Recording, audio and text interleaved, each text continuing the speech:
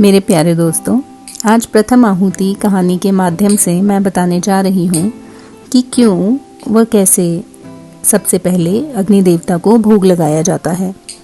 तो जानने के लिए कहानी के अंत तक बने रहें। नमस्कार मेरे सभी छोटे बड़े श्रोतागण, आप सभी को मेरा प्रेम भरा नमस्कार और सादर स्वागत और अभिनंदन चैनल पिटारा कहानियों का में। दोस्तों, इस चैनल के माध्यम से मैं आपको सुनाती हूँ उपनिषदों की कथाएं, जिनकी रचना वेदों की व्याख्या के रूप में हुई। जो बातें हमारे वेदों में जटिलता से कही गई हैं, उन्हें उपनिषद सरल व सहज भाषा में प्रस्तुत करते हैं। इनमें ब्रह्मा, विष्णु, महेश, सूर्य, अग्नि, इंद्र आदि देवी देवताओं से लेकर पावन नदियों, वृक्षों, पर्वत, समुद्र आदि कथा पात्र हैं। तो आप भी ज्ञान की इस दिव्य यात्रा में हमारे साथी बनिए, क्योंकि हर गाथा कुछ सिखाती है और हर सीख जीवन बदल देती है। मित्रों, चैनल को लाइक व सब्सक्राइब करें और अपने सुझाव कमेंट बॉक्स में अवश्य दें। पूर्व काल में अग्नि के भाई जातवेदा देवताओं के पास हविष्य अर्थात भोग पहुंचाया करते थे। एक बार गौतमी के तट पर ऋषि मुनिगण यज्ञ कर रहे थे और जातवेदा देवताओं का हविष्य वहन कर रहे थे। उसी समय दिति के परम शक्तिशाली पुत्र मधु ने देखते ही देखते जातवेदा को मार डाला और उनकी मृत्यु से देवताओं को हविष्य मिलना बंद हो गया। जब अग्निदेव को अपने भाई की मृत्यु का समाचार मिला तो वे क्रोधित होकर गौतमी गंगा के जल में समा गए।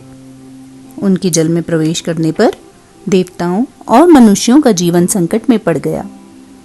तब देवगण, पितृ, ऋषि, मुनि आदि उस स्थान पर आए जहां अग्निदेव जल में प्रविष्ट हुए थे और उनकी स्तुति करते हुए बोले, अग्निदेव, आप हविष्य द्वारा देवताओं को श्राद्ध से पितरों को और अन्न को पचाने एवं बीजों को गलाने आदि के द्वारा मनुष्यों को जीवन दान दीजिए।